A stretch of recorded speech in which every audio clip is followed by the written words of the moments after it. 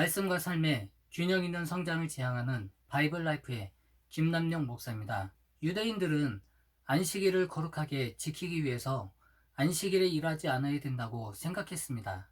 그러나 예수님은 안식일에 일하지 않아야 된다는 율법 조항을 어기시고 안식일에 병자를 고치셨을 뿐만 아니라 자리를 들고 걸어가라고 말씀하셨습니다. 그러면 예수님은 왜 이렇게 행동하시며 말하셨을까요? 그것은 바로 안식일의 진정한 가치와 의미를 설명해 주시기 위해서였습니다. 그래서 오늘은 요한복음 5장 9절에서 18절까지의 말씀을 가지고 안식일의 진정한 의미와 그리고 하나님께서 안식일을 주신 이유가 무엇인지 그 의미를 살펴보도록 하겠습니다. 그러면 첫 번째로 안식일의 배경에 대해서 살펴보겠습니다. 하나님께서는 십계명을 통해서 안식일을 기억하여 거룩히 지키라고 말씀하셨습니다. 그래서 유대인들은 안식일을 거룩하게 지키기 위해서는 안식일에 일을 하지 않아야 된다고 생각했습니다. 그런데 문제는 안식일에 하지 않아야 될 일이 과연 어디까지 포함되어 있는지 명확하지 않았습니다. 그래서 유대인들은 안식일에는 행하지 말아야 될 39가지의 항목을 만들었습니다. 그리고 각각의 39가지의 항목에 6가지의 조항을 추가해서 234가지의 항목을 추가적으로 만들게 되었습니다. 원래 안식법은 하나님께서 구원하신 하나님의 백성들에게 주신 계명으로 유대인과 이방인을 구분짓는 중요한 표지였습니다. 하나님께서 이스라엘 백성에게 주신 율법은 안식일을 기억하여 거룩히 지키라는 것이었습니다. 그런데 유대인들은 이 율법을 지키기 위해서 추가적으로 234가지나 되는 조항들을 만들어낸 것입니다. 그러므로 하나님께서 주신 율법 외에 234가지나 되는 율법 조항들은 단지 율법을 지키기 위한 보조적인 역할을 하는 것입니다. 그런데 문제는 이 율법 조항들이 시간이 흐르면서 율법과 동일한 권위를 갖는다고 생각하게 되었고 어느새 율법보다 더 중요시 여겨지게 된 것입니다.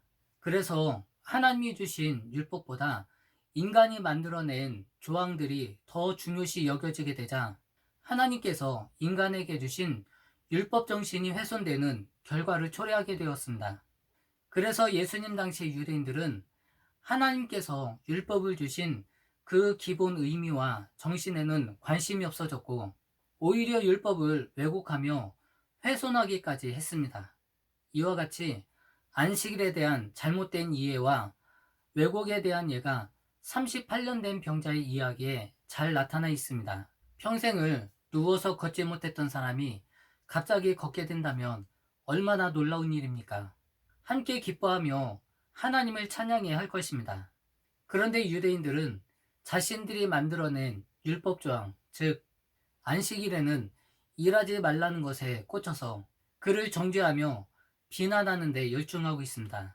우리는 여기에서 인간이 살아가고 있는 공동체 속에서 은혜가 사라지고 사랑이 식어지면 우리의 삶이 얼마나 메마르고 강박해지는가를 살펴볼 수 있습니다. 우리의 삶에 든든한 기둥과 같은 은혜와 자비가 사라지고 그 자리에는 정죄와 심판만이 난무하게 될 것입니다. 베데스다는 자비의 집이라는 뜻을 가지고 있습니다. 그래서 많은 병자들은 하나님의 자비하심과 긍휼하심을 통해서 자신의 병을 치료받기 위해서 이곳에 많이 모여들었습니다. 38년 된 병자도 긴 세월 동안 중증 장애인으로 살다가 병이 낫기를 간절히 원하는 마음으로 치유의 전설이 내려오고 있는 베데스다 연못에 와서 물의 움직임만 기다리고 있었습니다. 그러나 혹시 베데스다 연못이 동한다 할지라도 38년 된 병자가 나을 수 있는 방법은 전혀 없었습니다. 그럼에도 불구하고 그가 베데스다 연못을 떠나지 못하는 이유는 하나님의 자비하심과 긍휼하심 그리고 비천한 자에게 주시는 은혜가 아니고서는 살아갈 수 없는 사람이었기 때문이었습니다. 그러므로 우리가 살아가고 있는 공동체 속에 사랑이 사라지고 형식과 의무만 남게 된다면 우리의 삶은 비참하게 될 것입니다. 그러므로 우리가 살아가고 있는 공동체, 즉 가정과 교회 안에 하나님의 풍성한 은혜와 사랑이 넘치기를 간절히 기도해야 될 것입니다. 두 번째로 하나님께서 안식일을 주신 이유에 대해서 살펴보겠습니다. 안식일은 이스라엘 백성들이 출애굽한 사건과 연결되어 있습니다. 신명기 5장 15절 말씀에 보면 너는 기억하라. 내가 애굽 땅에서 종이 되었더니 내 하나님 여호와가 강한 손과 편팔로 거기서 너를 인도하여 내었나니 그러므로 내 하나님 여호와가 내게 명령하여 안식일을 지키라 하느니라고 말씀하셨습니다. 신명기 5장 15절 말씀에서 알 수 있듯이 안식일을 지켜야 되는 이유는 하나님께서 애굽의 압제로부터 이스라엘 백성들을 구원하셨기 때문입니다. 그러므로 안식일의 진정한 의미는 하나님의 구원을 기억하고 즐거워하는 날입니다.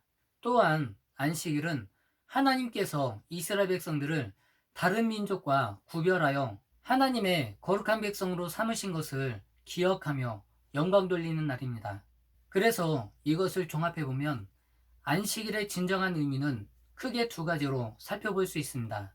첫 번째는 애굽으로부터 억압받던 이스라엘 백성들을 구원해 주시고 참된 자유를 주신 하나님을 기억하고 영광 돌리는 것입니다. 그리고 두 번째는 너희가 하나님으로부터 구원과 은혜를 값없이 받았기 때문에 너희의 삶에서도 이러한 사랑과 은혜를 실천하며 살라는 것입니다. 그래서 유대인들은 안식일에 스스로 쉬었을 뿐만 아니라 자신의 종과 그리고 짐승들까지도 쉬게 하며 하나님의 사랑과 자비하심을 실천했습니다. 그러므로 안식일의 진정한 정신은 구속되어 있고 속박되어 있고 진정한 자유 없이 살아가는 사람들을 풀어주는 것입니다. 그리고 그러한 사람들이 안식을 누리며 진정한 자유를 누리며 살아갈 수 있도록 도와주는 것입니다. 쉽게 말하면 안식일은 우리의 이웃을 도와주고 섬기며 사랑하는 것입니다.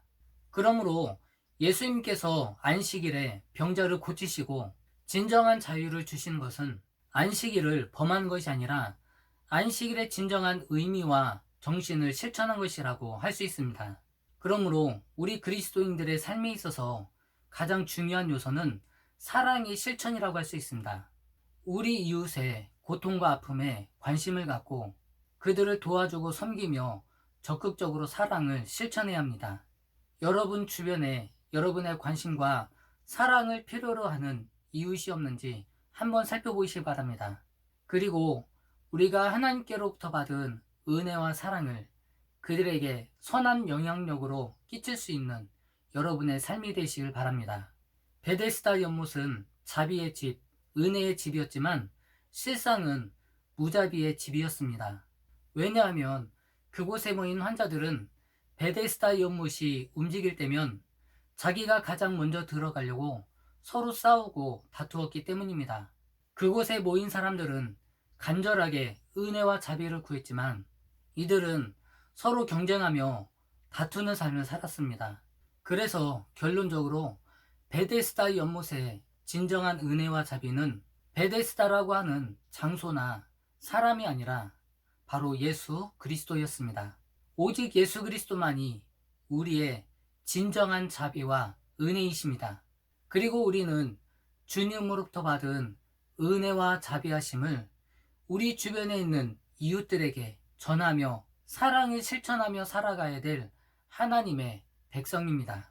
그러므로 우리의 삶에서도 예수 그리스도처럼 의무와 형식에서 벗어나 이웃을 도와주고 생명을 살리는 일에 힘쓸 수 있는 여러분이 되시기를 축원합니다.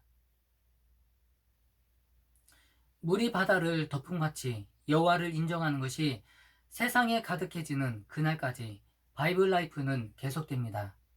감사합니다.